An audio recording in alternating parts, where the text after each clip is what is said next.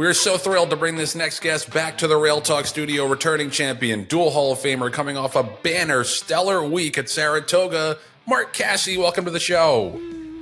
Thanks for having me. Mark, it was an unbelievable week for you and the Casse barn. Let's go over the numbers at Saratoga, or not just Saratoga, weekend stakes record: 18 starters, 4 winners, 6 seconds, 2/3, and 4 fourths. That's pretty great across the board. I want to start with nitrogen because I think it was unclear to people when they took that race off the turf whether or not you guys would run. I think a lot of times with heavy favorites especially, people are cautious. They say, well, wait for the next spot. What were the discussions like? And John, you can chime in here too. What were the discussions like when it came to entering and keeping nitrogen in the race on Saturday? There was a lot of discussions going back and forth.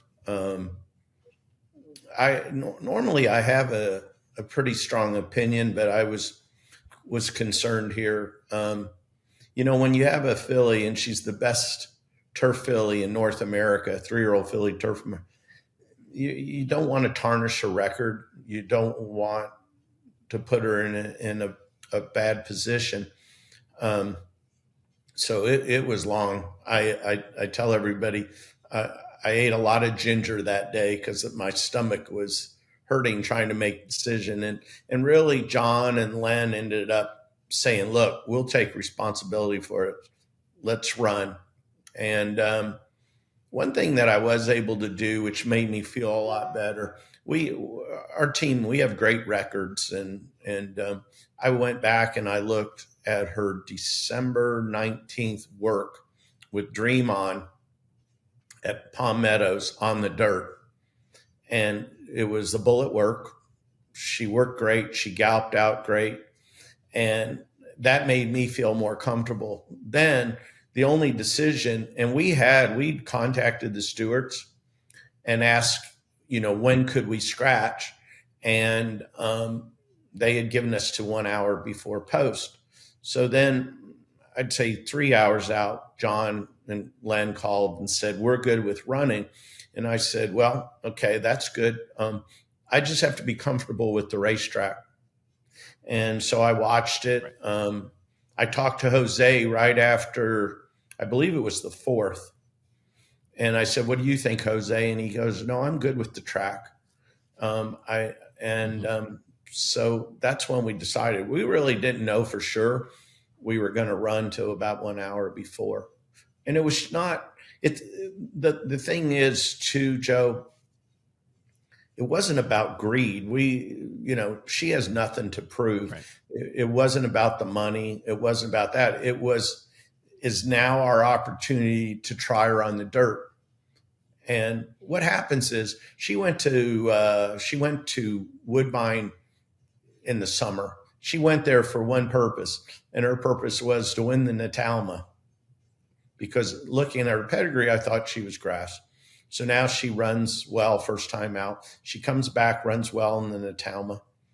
Arguably could have won the Breeders' Cup. I know they talked about how great the Breeders' Cup winner was, but if you really watch the race, with not having a trouble trip, we were going to make her run for her money.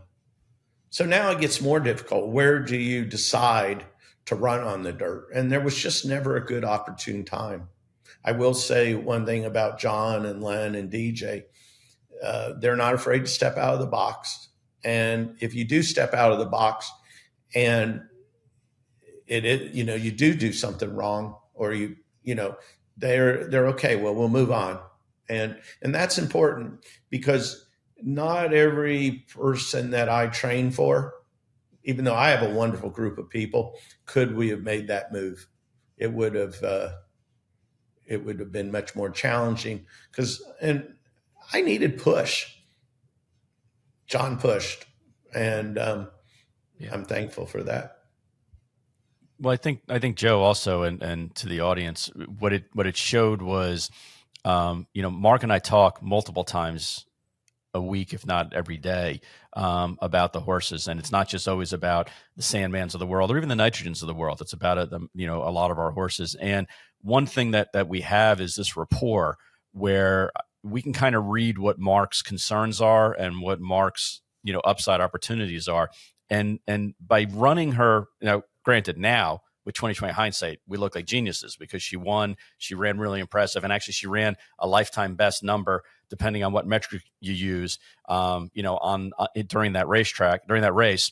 And, almost basically if you overlapped her race with the Met Mile, she was very comparable with the Met Mile winner as well, as weird as that sounds. But the main thing that we said to Mark was, you've got her right.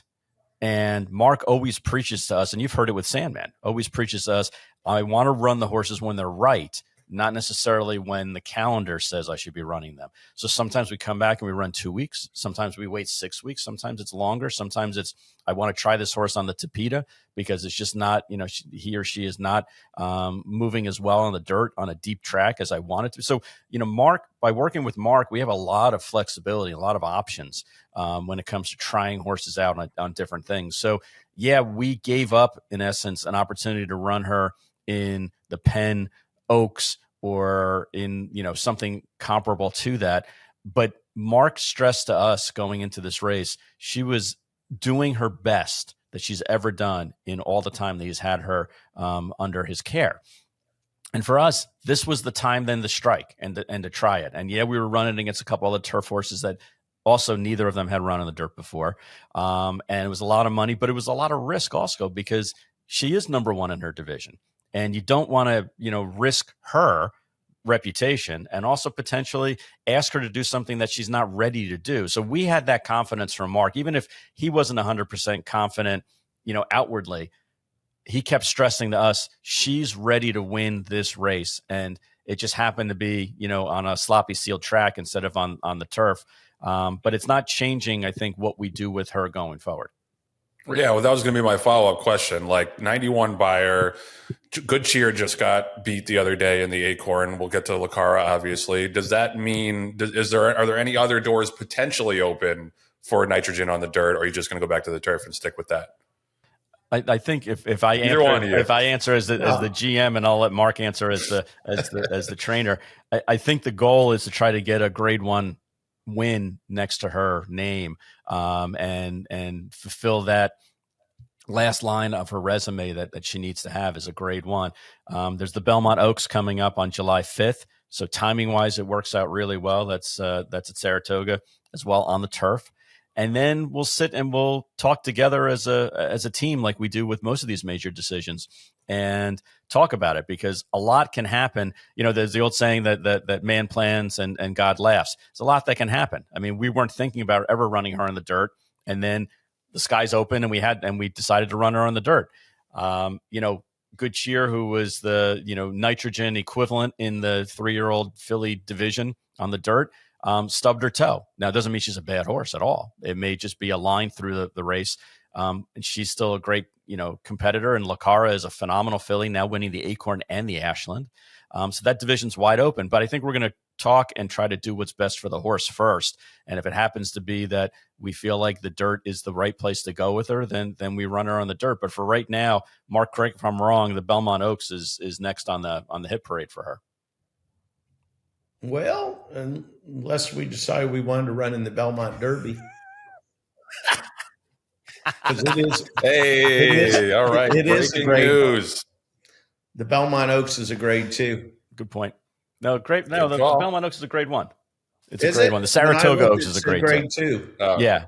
Is it grade 1 now? Yeah. No, that's all right. It's the Belmont Oaks is a grade 1 on July 5th. Okay. When I looked, I thought it said grade 2. The nice thing about it is you have like a top horse in almost every division right now, Mark. Whether it's the 3-year-old filly turf with nitrogen, the 3-year-old filly open dirt with Lucara. Sandman arguably is one of the top 10, if not one of the top 5 3-year-olds on the dirt. You have, Winterberry up north on the Tapeta. Is this the best group of horses you've ever had in mass? Yes, by far. And what do you attribute that to? I've said that to my team. I said, we're sitting on the best group of horses we've ever had. What do I contribute to? Guys like you, believing in us. Wow. We had a plan a year or two ago and said, look, this is how we're going to attack. We did. And we probably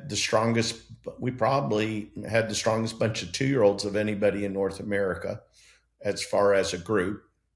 You saw them, they went to the Breeders' Cup. They weren't that successful at the Breeders' Cup, but they've come back. I think Vixen's won 2 stakes this year. Nitrogen's now won 5 stakes. Dream On's won a stake. I also have Mibago, who ran in the undercard, that's won 3 or 4 stakes. And you've brought in horses like Bessie Abbott and a couple other horses, from overseas as well to kind of bridge the gap on some of these other races as well. Yeah, but it's all what you're seeing, John, and you know this because you're part of it every day. The average person doesn't realize it all comes. It's like we have a great, what is in baseball, farm team. This farm team gets them ready. And, I think we've already got 5 2-year-old winners this year already, and they haven't seen anything yet. And yeah, that's what I love to hear. Because we went out and we didn't we didn't just enjoy our victories. I have that saying, if you stand still, you get run over. We have no intention of standing still. So I think barring, some really bad luck, you're going to see us have another strong year with our young horses. And now we built this team. We have the strong 3-year-olds, not to mention our older horses are pretty good too. We've got Web Slinger coming back. He's made $1.5 million. My boy Prince is just shy of being a millionaire. We had a chance to have 3. We have 2 new millionaires this week with Lucara and Nitrogen, and my boy Prince is just off that. We've got Win for the Money, who is a Grade 1 winner. Do you know who's coming back? And you know her well, and One More Time. That's the filly that won the Natalma and beat Vixen and beat Nitrogen. She started breezing again at Live Oak. So we've got her coming back. And then we've got Get Smokin'. He's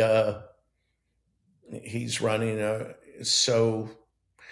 I think right now in training, we have almost 10, I think we have 10 millionaires. And so I'm extremely proud of that. And you didn't even mention, Clear Conscience and Charlotte's Heart and, Creed's Gold and Corruption, who ran a really good 4th in the Manhattan. I mean, it's bursting right now. I'm very proud of Corruption. We got him about 1.5 years ago, and he had a lot of issues. We worked him through it, and he broke his maiden for $35,000, and now he just got beat a few lengths in the Grade 1. So, yeah, I'm proud of Corruption, and we have a filly called America the Great that you guys own with Gary Barber. She's by Curlin out of America. I've run a lot of horses. What she was able to do, even though she got beaten in her first start at Churchill, was amazing. I'm really excited about her. We had a horse win the other day for Mr. Oxley that I trained the mom and the father, and he bred it, and his name's Strategic Risk. That was very impressive.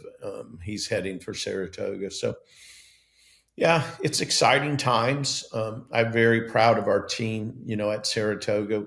We went I think we ran 14, and everybody showed up. And that's all you can ask. You get a little unlucky sometimes and you don't win, but everybody was there trying. And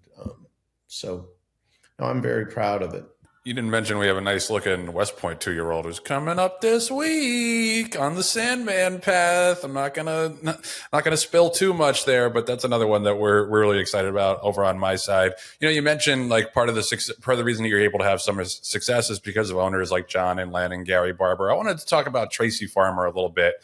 He owns obviously Lucara. He bred her. This is someone you've had a relationship with for a long time, but doesn't have a ton of volume in the game, but seems to have a lot of really really good horses. I remember Sir Winston winning the Belmont for you guys. Can you talk a little bit about your relationship with him and what he brings to the table as an owner? So he's an unbelievable man. Him and his wife Carol, we love them. So I'm trying to think. It hasn't been that long ago, maybe 6-7 years ago. I was at a dinner with him, the Hall of Fame dinner, and he's very good friends with the Oxleys.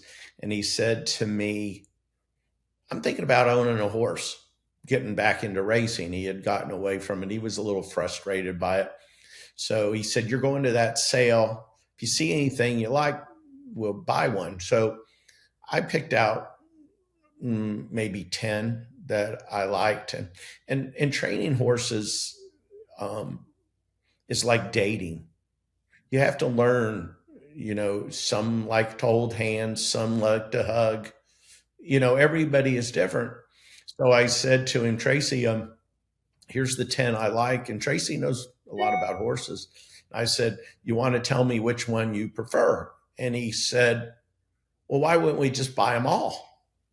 And I was like, "Well, you said one." So, but anyway, so we bought 8. And they turned out to be okay. We didn't pay a lot of money for them. But that same year he said, "Oh, I have this homebred we didn't sell. Would you take him for me?" And that was Sir Winston. And I'm really proud of Sir Winston. Look, there may be better trainers out there than me. But I'm a real patient guy. And I think in most trainers' hands, Sir Winston never gets anywhere. First 2 times Sir Winston ran, he got beat like 20 lengths. And I said to Tracy, I said, "Look, we can't continue down this path. Let me get him to Woodbine. Let's try to he needs to run farther. They're going to start running 2 turns. And let's get him going." And we did that. And, he ended up winning the Belmont the next year. That same year, I helped buy through Lincoln Collins and Joe Miller. They pick them out. They bring me a list and I look at them and we narrow it down. We bought, her name's escaping me right now, and it shouldn't because she won 2 grade 1s at Saratoga, by Sky Mesa. And so the next year we had, 2 grade 1 winners, and it's just kind of went on. What we did was at that same time, we bought Lucara's mom, and Tracy always says, I can't say this, but I always say it. I could outrun her. She couldn't run a lick. He said, "You can't say that, Mark." I said, "Perfect Alibi." Is that the horse you were thinking about? And her first foal is Lucara. She had a heck of a pedigree. She's the Bernardini full sister to Honor and Serve. So he has a small sampling of homebreds, but they run. Was I correct? Perfect Alibi. Was that the horse? That's it. I lost you there for a minute. Yes, Perfect Alibi. I got you. Yep. Which we went and sold. Yep. She sold. See, John, you're not the only research department. Yeah, you guys are talented. Well, we like to pretend that we are. We're not as talented as 2-time Hall of Famer Mark Casse. Mark, you're on the cusp of a major milestone. You have just under 4,000 victories. You have 3,961 as of today's taping, which for you means that you're going to be hitting that number probably sometime on or before Labor Day. What are you hoping for? A particular horse to be your 4,000th? Are you hoping? I'm not going to ask you about an owner because I'm not going to put you on the spot. But is there a race that you are hoping will be your 4,000th? Is it in Canada? Is it here? Doesn't matter? Is it a claiming race because that's where you really cut your teeth? We're on claiming horses. Or are you hoping it's going to be in a graded stake race? Really haven't thought about it, John. Actually, didn't even realize I was that close. Woodbine's been extremely good to me. So Woodbine would be, but hey, Saratoga has been my life since I was a little boy. Saratoga. That's where I would hope to do it. Easy answer, I feel like. Yep. Doesn't One matter. last question from me, Mark. We talked $10,000 claiming race at Saratoga. Well, they don't write. I got one last question, Mark. We talked about this a little bit on our chat with the West Point partners last week. And this is a great question to ask Jon as well, about the fight to save Florida racing. And you guys did an unbelievable job organizing to kill that decoupling bill. But, as we've spoken about, like, that's not the end of the battle. The end of the battle is finding a sustainable alternative home for racing in Florida. We've mentioned Ocala, we've mentioned Tampa a little bit. Are we any closer now to figuring out that long-term plan than we were, say, 6 months ago? I think so. That victory in Tallahassee was just some time. We work on it every day. Jon's one of them. We're having meetings. It's not going to be easy. It's imperative though. So it's got to get done. We have some ideas. Are we closer? Yes, but we're still a long ways away. Jon, any thoughts on that? Yeah, I think Joe, you bring up a very good point with the decoupling. That was just kind of the spark that started the fire. What it's done is it's actually emboldened horsemen's groups to work together for the first time that I can remember, and try to accomplish a goal that benefits everyone as a whole and the industry as a whole. But more importantly, it's not just going to benefit one subgroup or one alphabet group or one little faction of racing. It's actually going to be for the betterment of the industry, which is so unusual. But yeah, aside from Mark training, 1,000 horses and us managing, the horses that we do and the show and everything like that's kind of a daily communication that we have, amongst ourselves in the Thoroughbred Racing Initiative and also with the other groups that, again, banded together. And it was so important that we all did that in order to achieve what we did. But the fight's not over. That was just kind of round 3 in a 10-round heavyweight fight. And I think we all look at it as we need to continue to work in lockstep and hopefully have alternatives to Gulfstream, because it's clear that First is not interested in being in the racing industry. They have other interests, and it's for their betterment, which, hey, it's their asset. They're the owner. They can do with it as they please. But if we want our industry to continue to grow or at least sustain itself, then we need to have alternate plans. And that's what Mark and the rest of the Thoroughbred Racing Initiative group are trying to kind of, work out. We have studies going on right now that are going to give us more information as to which direction we should point the cannon. But we have a lot of ammunition, and we have a lot of people that are anxious to try to help us. So it's not just a David versus Goliath anymore, Joe. For sure. And you guys deserve a lot of credit for all you've done. So we have a governor that understands. And so, we have to come up with a good idea. As Jon said, we're doing studies, doing things, and we have to come up with a plan. Look, Florida, the horse and thoroughbred racing to Florida is same as orange groves. It's a symbol for Florida. So we'll get something worked out, but it's not going to be easy. Mark, I have one last question. Your legacy, and I know that you're going to be training for another 15, 20 years, but what is when you look back at your career and you'll have 4,000 wins and you've won just about every big race that's out there, 2-time Hall of Famer, have a couple of kids that are in the industry.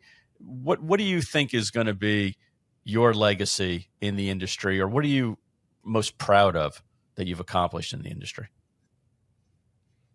You know what, Jon, for me, going into the Hall of Fame, because it's very difficult to get in, as so noted recently. It's not easy. But as I told my son Colby, when I heard that we got in, I said, you know what this means? This means that you can do everything right. You can play by the rules and still accomplish your dreams. It may be a little more difficult, but it's much more rewarding. And that's anybody that knows me, anybody that's been around me, anybody that works for us knows that I don't cross the line. I play by the rules. I always have. I always will. And does it make it tougher? Yes, because so many times we have to compete against others that don't play by the rules. So that's what I'm proud of.